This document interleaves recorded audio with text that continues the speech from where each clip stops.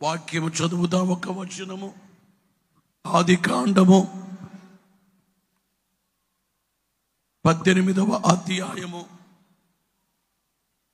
మొదటి వచనాన్ని నేను చదువుతున్నాను. మరియు మమ్మిరే దగ్గరనున్న సింధూర వనములో అబ్రహాము ఎండవేళ గుడారపు ద్వారబందు కూర్చుండి ఉన్నప్పుడు యెహోవా అతనికి కనబడెను. ప్రార్థన.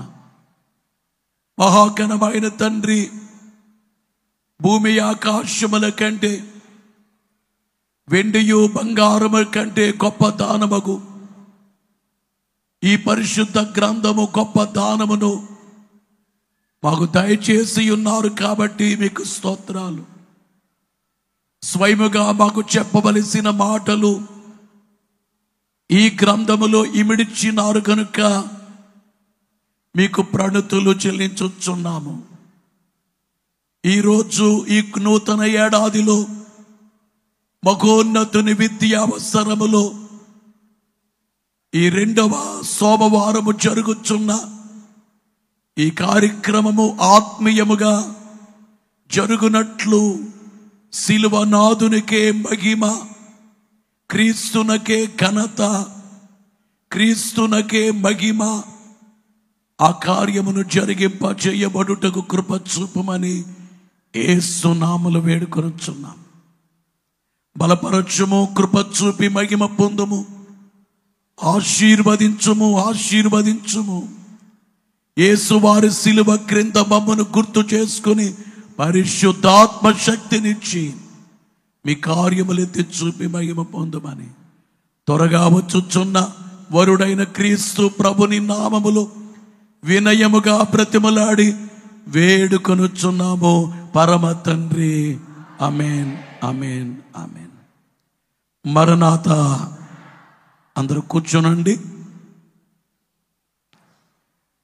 చేతులు పైకెత్తి గట్టిగా చప్పట్లు కొట్టి దేవుని స్తుతిద్దాం. తెలివిని కలిగించు, నన్ను దివ్యగా వెలిగించు. తెలివిని కలిగించు, నన్ను దివ్యగా వెలిగి. అందరూ చప్పట్లు సంతోషంగా. నీ కలిగిన భాగ్యములన్నిటినీ నా కంటికి చూపి. కూర్చోమని చెప్పండి. కలిగిన భాగ్యము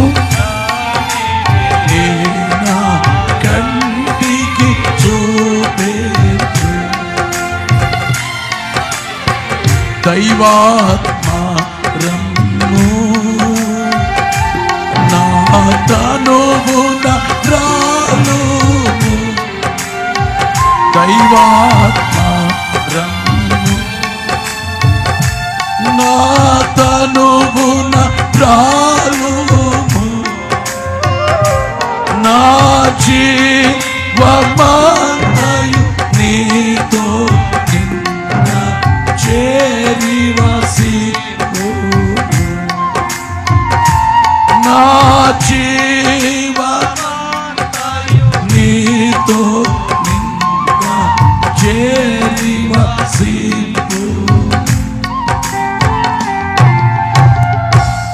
దివ్య లక్షణములు కలిగినటువంటి దేవాది దేవునికి సమీపింపరాని తేజస్సులో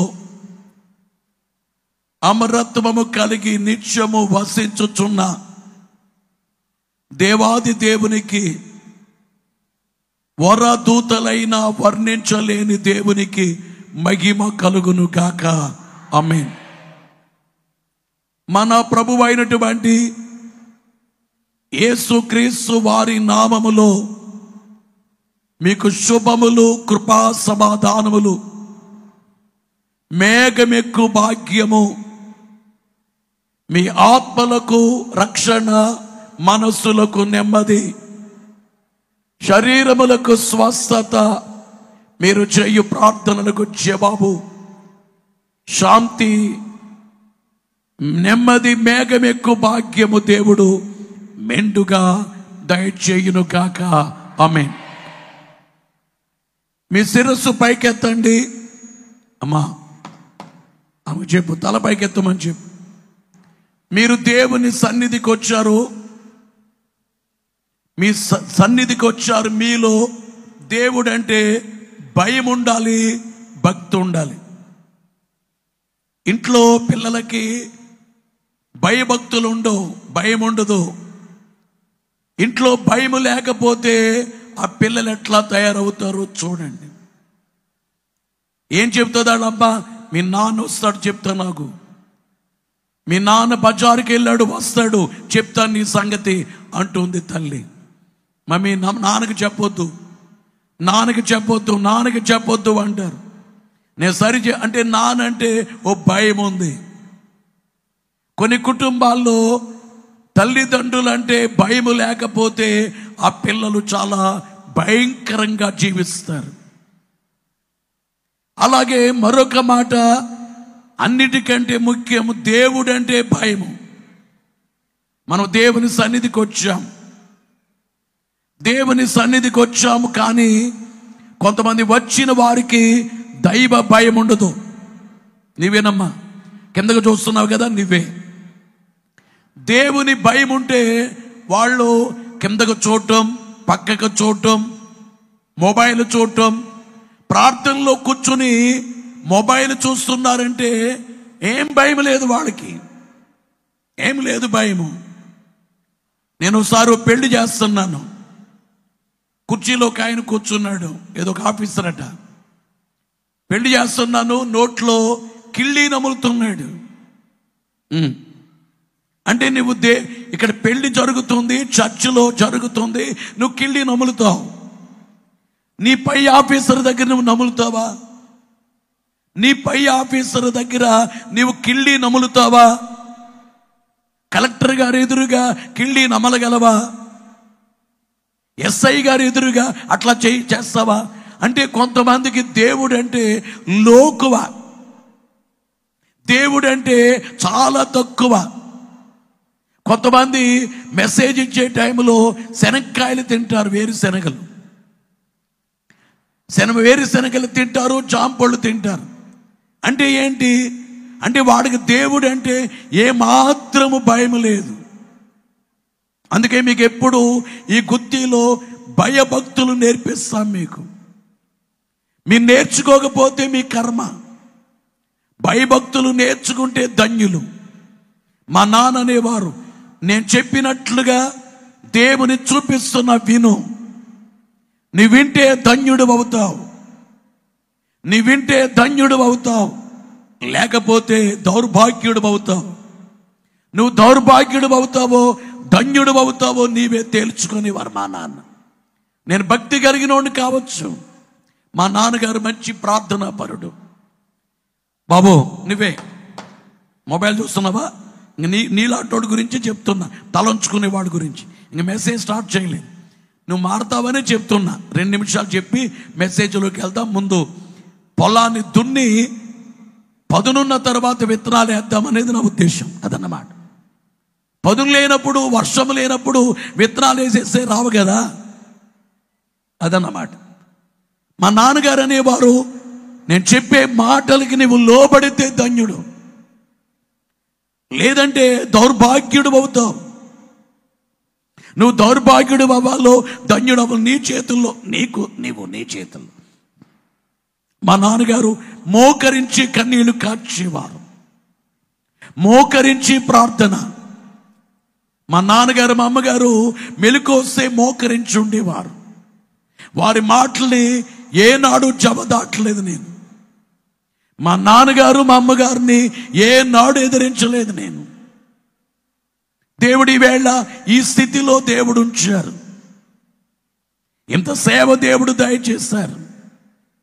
190,000 మందికి రక్షణ పొందేటట్లుగా దేవుడు అద్భుతం, అంతమంది రక్షించబడే కార్యము ప్రభు నామములో జరిగించబడింది. ప్రభునందు ప్రియులారా, భయభక్తులు కలిగి దేవుని సన్నిధిలో ఉండాలి. అందుకనే ప్రసంగి గ్రంథములో నీవు దేవుని మందిరమునకు పోవునప్పుడు నీ ప్రవర్తన జాగ్రత్తగా చూచుకొనవలెను. దేవుడు ఆకాశమందున్నాడు, మన భూమి మీద ఉన్నాము. మన మాటలు కొద్దిగా ఉండాలి. చాలా జాగ్రత్తగా దేవుని సముఖములో ఉన్నప్పుడే నీవు దేవుని బిడ్డవి. నీవు చేయు ప్రార్థనలకు జవాబు వస్తుంది. నీవు దేవుని బిడ్డవు కానప్పుడు నీ ప్రార్థనకు జవాబు రాదు. నేను ఇందాక ఓ ప్రార్థన చేశాను. దేవా, ఈ లోకములో మీకిచ్చే ఒక కానుక, ఈ కొత్త సంవత్సరం సందర్భంగా మీకు ఇవ్వగలిగిన కానుక, మీరు అంగీకరించే కానుక, దేవునికి మనము ఏమి ఇయ్యగలము? ఒక దేవదూత భూలోకానికి వచ్చి ఇంత బంగారం పట్టుకుని పరలోకానికి వెళ్ళారట. ప్రభువా, ఏం తెచ్చానో చూడండి, భూలోకము నుంచి బంగారము తెచ్చా అన్నారట దూత. ప్రభువే పట్టించుకోలేదట, ఏం పట్టించుకోలేదు. మరలా రెండోసారి భూలోకానికి వచ్చి వజ్రాలు పట్టుకుని వెళ్ళారట దూత. ప్రభు అట్లేం బట్టి ఏంటైనా అంటే ప్రభు అన్నారట, ఇవి నేను చేసినవే కదా, నేను సృష్టించినవే కదా, ఈ వజ్రాలు బంగారము ఇవి నాకెందుకు? అయితే ఆ దూత యొక్క ఆశ ఏమిటంటే దేవుడు సంతోషించే ఏ కానుకైనా పట్టుకెళ్ళాలి. భూలోకము నుంచి గిఫ్ట్ ఏదైనా తీసుకెళ్లాలని వెళుతున్నారు. భూలోకానికి వచ్చారు దూత, వచ్చి పరలోకానికి తీసుకెళ్లారు. ఇలా చేత్తో ఇట్లా పట్టుకుని తీసుకెళ్లారు. ఆ దూత చేతిలో ఉన్నది తీసుకెళ్ళగానే యేసునాథుడు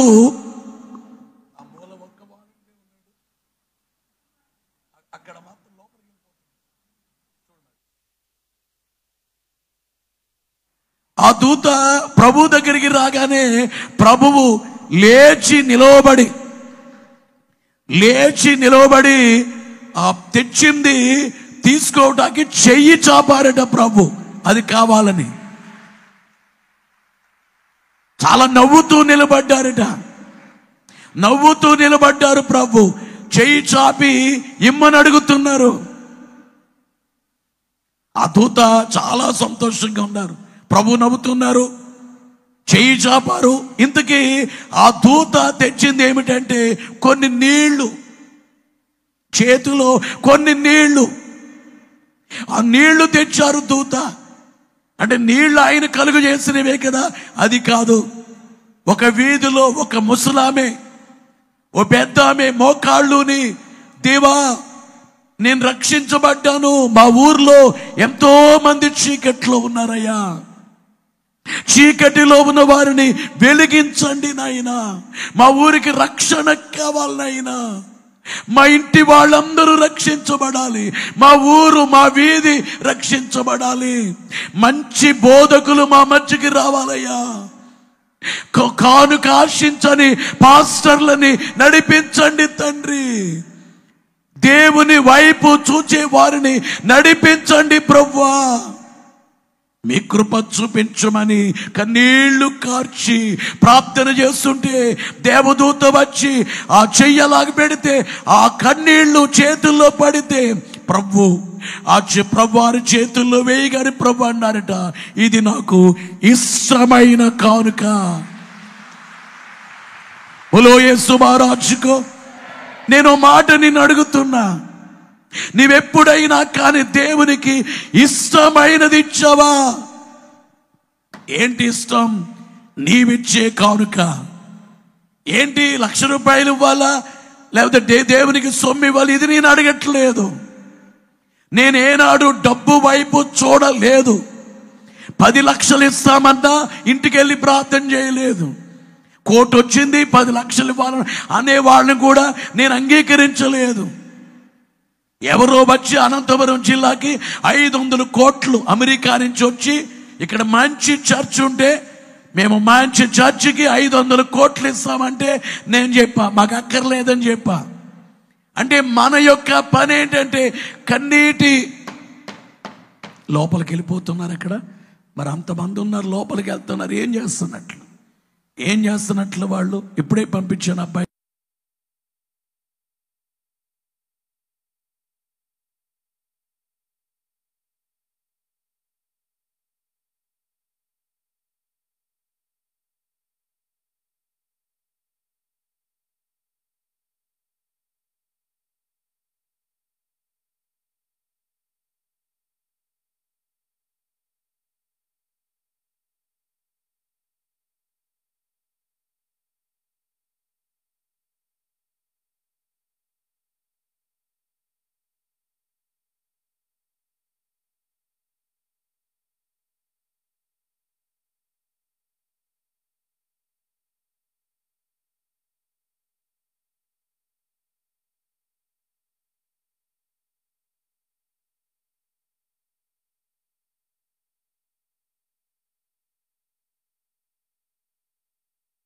గమనించాలి, గుర్తించాలి. ఎవరు కూడా మధ్యలో ఉంటే ఒప్పుకోం. జాగ్రత్త. చేతులు ఎత్తి గట్టిగా చప్పట్లు కొడదాం అందరం. బోలో యేసు మహారాజుకు. అందరూ చెప్పండి, దేవునికి మహిమ కలుగును గాక.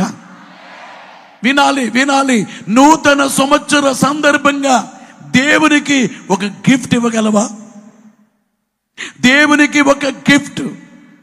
మీలో కొంతమంది గుర్తికొచ్చి క్యాలెండర్ పట్టుకెళ్ళి గిఫ్ట్లు ఇస్తున్నారు. మీరు ఈ క్యాలెండర్ తీసుకోండి, ఈ క్యాలెండర్ని తీసుకోండి అంటున్నారు. మీలో కొంతమంది బైబిల్ని తీసుకెళ్ళి ఇస్తారు. ఈ బైబిల్ తీసుకోండి. ఈ కీర్తన పుస్తకం తీసుకోండి, ఈ కీర్తన పుస్తకాన్ని తీసుకోండి అని ఇస్తారు. అది గిఫ్ట్. గమనించే మాట ఏమిటంటే దేవునికి నీవిచ్చే గిఫ్ట్. పురుషుల షాల్లో వచ్చేస్తున్నారు, లోపలికి తిరుగుతున్నారు. అయినా నేను చెప్పింది అర్థం కావట్లేదు. అక్కడ పురుషులు తిరుగుతున్నారు, మధ్యలోకి వచ్చేస్తున్నారు. ఏమో నాకు అర్థం కావట్లేదు. అమ్మగారిని పెట్టమ.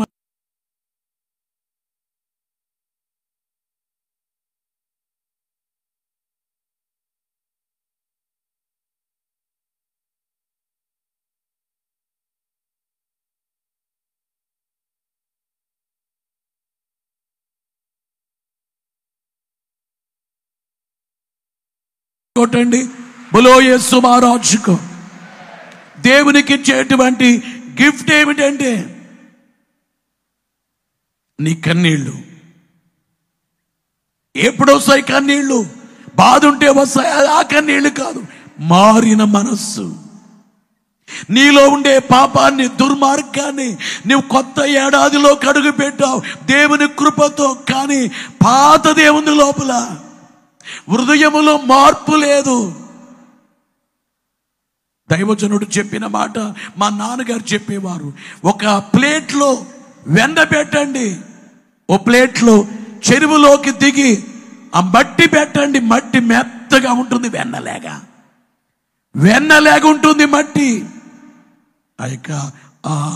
ఆ మట్టి, చెరువులో మట్టి వెన్నలేక మెత్తగా ఉంటుంది. ఈ రెండింటిని పెట్టండి, మీరు ఎండలో పెట్టండి. ఏమవుద్ది తెలియదు మీకు. ఏమవుద్ది?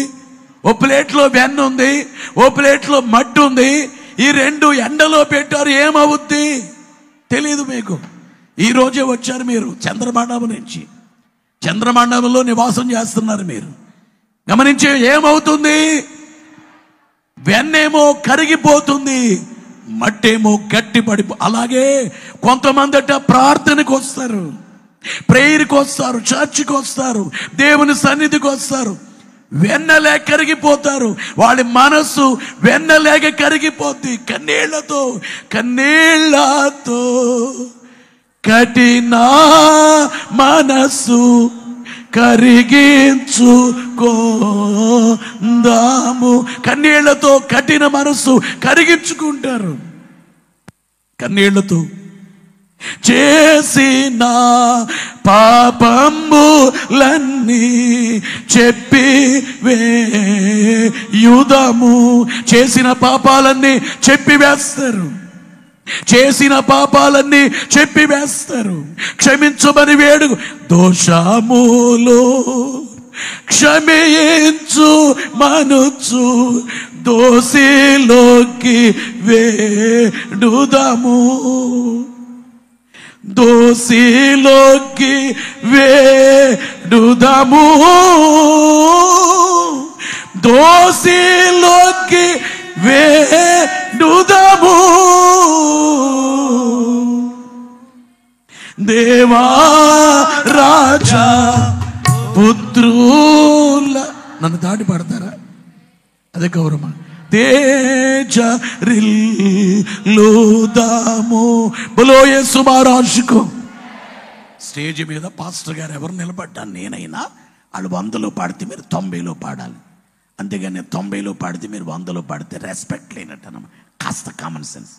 చేతులు ఎత్తి గట్టిగా చప్పట్లు కొడదాం. బలో యేసు మహారాజుకు. కనుక మోకరించి కన్నీళ్లు కార్చి ఈ రోజున నీవు పాత సంవత్సరములో ఎలాగున్నావో కొత్త ఏడాదిలో అలాగున్నావేమో. దేవునికి ఏమి కావాలంటే నూతన మనస్సు కావాలి.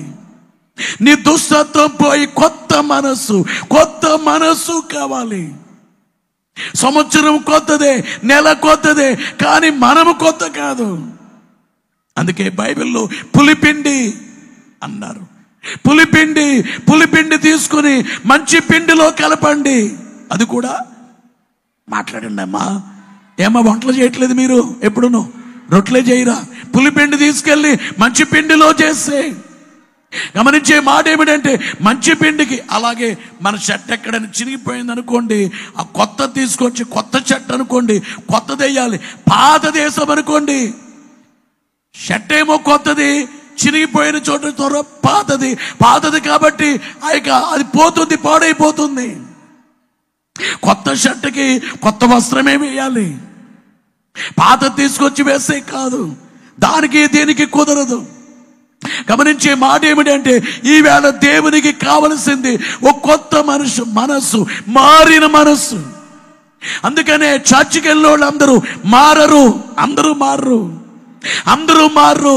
అందుకే నేను అంటాను, చర్చికి వెళ్ళిన వాళ్ళందరూ పరలోకానికి వెళ్ళిపోరు.